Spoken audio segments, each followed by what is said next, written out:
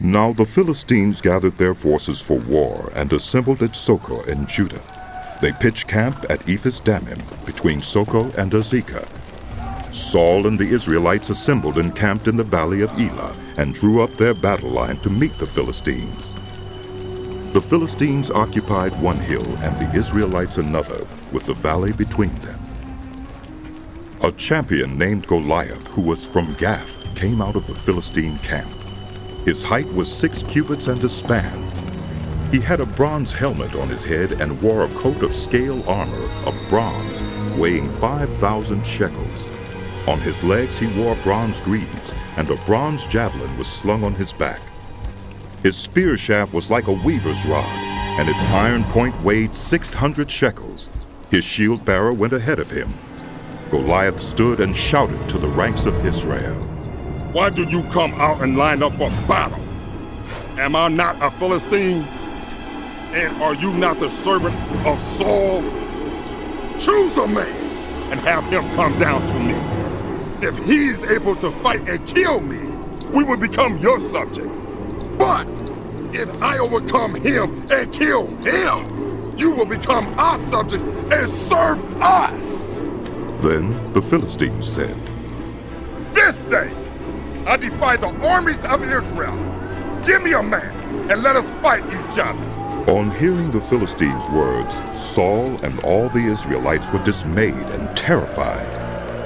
Now David was the son of an Ephrathite named Jesse, who was from Bethlehem in Judah. Jesse had 8 sons, and in Saul's time he was very old.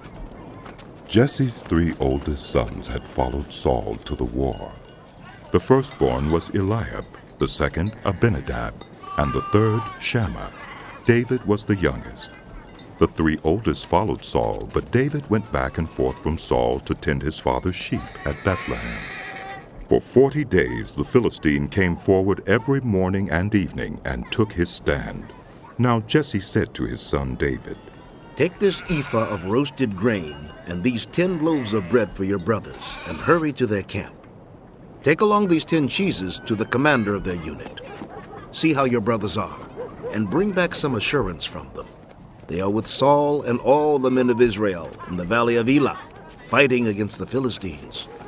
Early in the morning, David left the flock in the care of a shepherd, loaded up and set out as Jesse had directed. He reached the camp as the army was going out to its battle positions, shouting the war cry. Israel and the Philistines were drawing up their lines facing each other. David left his things with the keeper of supplies, ran to the battle lines, and asked his brothers how they were. As he was talking with them, Goliath, the Philistine champion from Gath, stepped out from his lines and shouted his usual defiance. And David heard it. Whenever the Israelites saw the man, they all fled from him in great fear. Now the Israelites had been saying, "Do you see how this man keeps coming out? He comes out to defy Israel. The king will give great wealth to the man who kills him. He will also give him his daughter in marriage and will exempt his family line from taxes in Israel." David asked those standing near him, "What will be done for the man who kills this Philistine and removes this disgrace from Israel? Who is this uncircumcised Philistine that he should defy the armies of the living God?" They repeated to him what they had been saying and told him, "This is what will be done for the man who kills him." When Eliab, David's oldest brother, heard him speaking with the men, he burned with anger at him and asked, "Why have you come down here? And with whom did you leave those few sheep in the wilderness? I know how conceited you are and how wicked your heart is. You came down only to watch the battle." "Now what have I done?" said David. "Can't I even speak?" He then turned away to someone else and brought up the same matter, and the men answered him as before. What David said was overheard and reported to Saul, and Saul sent for him. David said to Saul, "Let no one lose heart on account of this Philistine. Your servant will go and fight him." Saul replied, "You are not able to go out against this Philistine and fight him. You are little more than a boy, and he has been a warrior from his youth." But David said to Saul, "Your servant has been keeping his father's sheep. When a lion or a bear came and carried off a sheep from the flock, I went after it, struck it, and rescued the sheep from its mouth.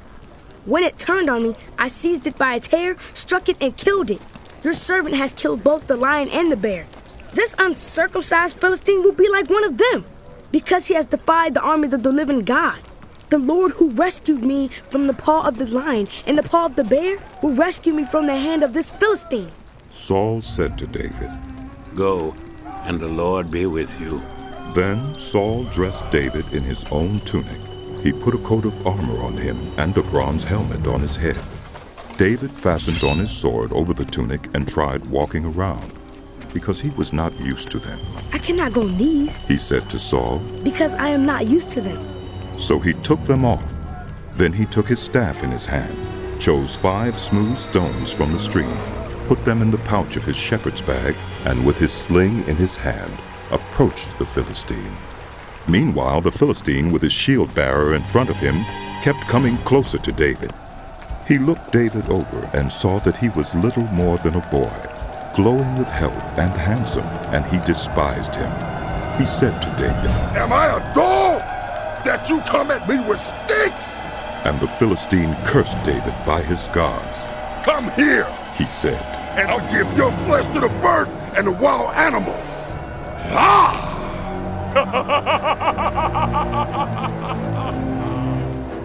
David said to the Philistine, You come against me with sword and spear and javelin, but I come against you in the name of the Lord Almighty, the God of the armies of Israel, whom you have defied. This day the Lord will deliver you into my hands, and I'll strike you down and cut off your head. This very day I will give the carcasses of the Philistine army to the birds and the wild animals, and the whole world will know that there is a God in Israel. All those gathered here will know that it is not by sword or spear that the Lord saves, for the battle is the Lord's, and he will give all of you into our hands. As the Philistine moved closer to attack him, David ran quickly toward the battle line to meet him. Reaching into his bag and taking out a stone, he slung it and struck the Philistine on the forehead. The stone sank into his forehead, and he fell face down on the ground. So David triumphed over the Philistine with a sling and a stone. Without a sword in his hand, he struck down the Philistine and killed him. David ran and stood over him. He took hold of the Philistine's sword and drew it from the sheath. After he killed him, he cut off his head with the sword. When the Philistines saw that their hero was dead, they turned and ran.